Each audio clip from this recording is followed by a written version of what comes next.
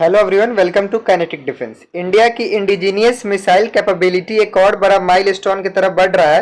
Reports के मुताबिक Indian air force लगभग 700 अस्त्र मार्क II मिसाइल्स के लिए प्लानिंग कर रही है। सबसे इंटरेस्टिंग बात यह है कि इस बार प्रोडक्शन सिर्फ एक गवर्नमेंट कंपनी तक सीमित नहीं रहेगा। भारत डायनेमिक्स लिमिटेड के साथ प्राइवेट डिफेंस कंपनीज को भी मैन्युफैक्चरिंग प्रोसेस में हिस्सा बनाया जा सकता है। तो आखिर अस्त्र मार्क II इतना खास क्यों है और प्राइवेट सेक्टर की एंट्री से भारत को क्या फायदा होगा, चलिए समझते हैं।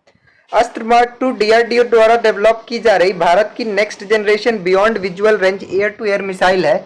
इस मिसाइल को इनेमी फाइटर एयरक्राफ्ट के विजुअल रेंज से बाहर ही इंगेज करने के लिए डिजाइन किया गया है। अस्त्र मार्क I की तुलना में मार्क II के रेंज और इंगेजमेंट कैपेबिलिटी काफ़ी इंप्रूव की गई हैं। इसमें advance guidance system, dual pulse propulsion और बेटर नो एस्केप जोन दिया गया है, जिससे टारगेट से बचने की संभावना और कम हो जाती है। ये मिसाइल फ्यूचर में Sukhoi 30 MKI, Tejas mark I, Tejas mark II और अन्य फाइटर एयरक्राफ्ट के साथ इंटीग्रेट किया जाएगा।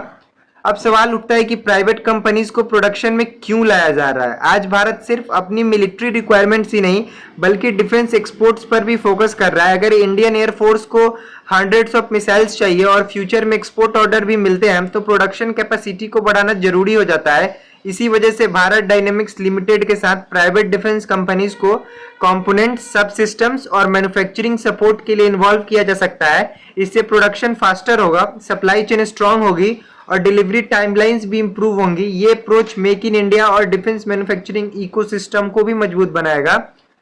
अगर अस्त्र मार्क II के लार्ज स्केल प्रोडक्शन सक्सेसफुल होता है तो Bharat imported air to air missiles पर अपनी डिपेंडेंसी और कम कर सकेगा। इसके अलावा इंडिजीनियस मिसाइल होने की वजह से अपग्रेड्स और फ्यूचर वेरिएंट्स भी भारत अपनी ऑपरेशनल रिक्वायरमेंट के हिसाब से डेवलप कर पाएगा। रिसेंट रिपोर्ट्स के मुताबिक इंडोनेशिया ने अस्त्र मिसाइल सिस्टम में इंटरेस्ट दिखाया है, जो इंडियन डिफेंस एक्सपोर्ट के लिए भी पॉजिटिव सिग्नल माना जा रहा है। अगर एक्सपोर्ट बढ़ते हैं तो प्राइवेट सेक्टर पार्टिसिपेशन और भी इंपॉर्टेंट हो जाएगा। फाइनली, प्राइवेट कंपनीज की फाइनल लिस्ट ऑफिशियली अनाउंस नहीं की गई है कि किनके साथ पार्टनरशिप में अस्त्र मार्क II का प्रोडक्शन किया जाएगा, लेकिन ये बात क्लियर है कि भारत अपनी डिफेंस मैन्युफैक्चरिंग को नए लेवल पर ले जाना चाहता है। अस्त्र मार्क II सिर्फ एक मिसाइल नहीं बल्कि इंडिया का सेल्फ रिलायंट डिफेंस इकोसिस्टम की एक बड़ी पहचान बन सकती है। आपका क्या मानना है, क्या प्राइवेट सेक्टर की पार्टिसिपेशन से भारत मिसाइल प्रोडक्शन में ग्लोबल लेवल पर और तेजी से प्रोग्रेस कर पाएगा? अपनी राय कमेंट्स में जरूर बताएं। अगर आपको ऐसे ही प्रोफेशनल डिफेंस अपडेट्स पसंद हैं तो हमारे चैनल काइनेटिक डिफेंस को सब्सक्राइब करना ना भूलें। जय हिंद, जय Bharat. Hello everyone, welcome to kinetic defence. India की इंडिजी